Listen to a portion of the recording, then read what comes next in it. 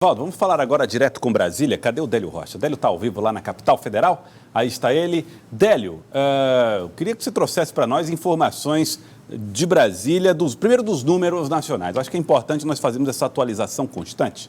Como é que está essa situação? Como é que tem que se posicionar as lideranças e, principalmente, como tem reagido a economia a esse período tão crítico? Boa tarde, Délio. Joelso Jordani, boa tarde para você, para o Elivaldo Barbosa, boa tarde a todos. Olha, Joelso, a economia, é consenso de que vai sofrer, o PIB brasileiro, que tinha aí uma projeção de crescimento esse ano, isso tudo foi revisto aí com esta pandemia do novo coronavírus. Agora, ontem, Joelso, o presidente da Câmara, Rodrigo Maia, ele falou sobre essa crise gerada aí pela pandemia do coronavírus, mas, segundo ele, o mais importante é preservar a vida.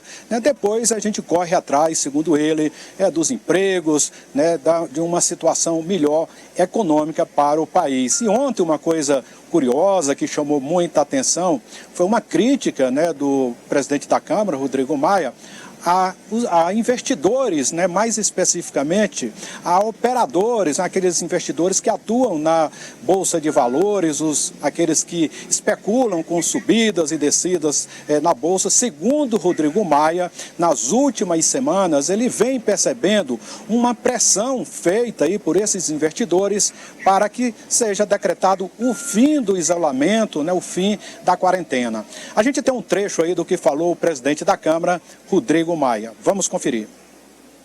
O que eu acho que está acontecendo é que está tendo uma pressão muito grande de investidores que, preocupados com as suas perdas, querem impor ao Brasil, aos brasileiros, uma realidade que é uma realidade que não está acontecendo em país nenhum do mundo.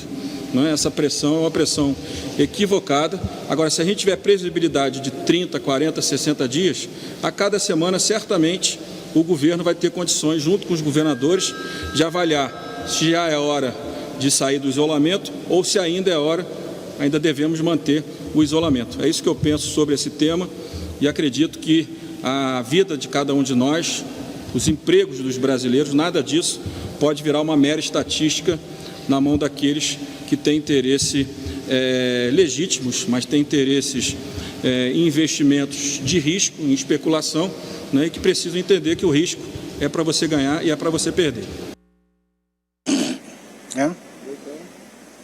Tá aí, Joelso, o presidente da Câmara que culpa os investidores, aí, mais especificamente aqueles operadores da Bolsa de Valores, por essa pressão que vem sendo feita aí pelo fim da quarentena, do isolamento social.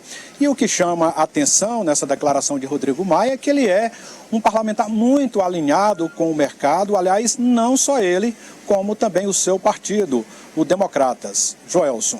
Certo, então, Délio. Obrigado, Délio, pelas informações direto de Brasília.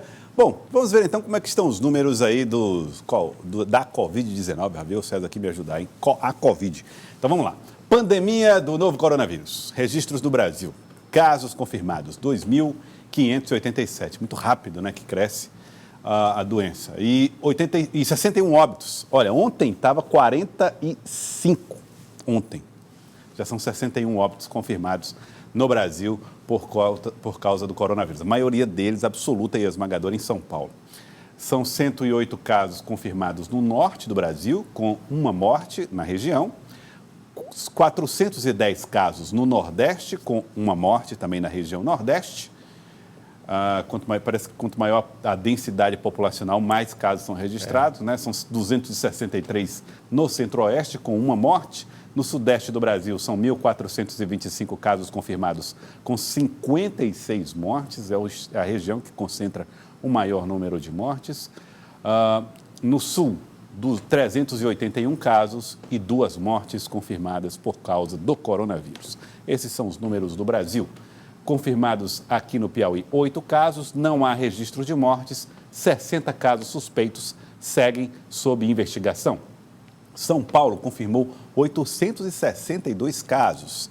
Desses, 48 levaram à morte.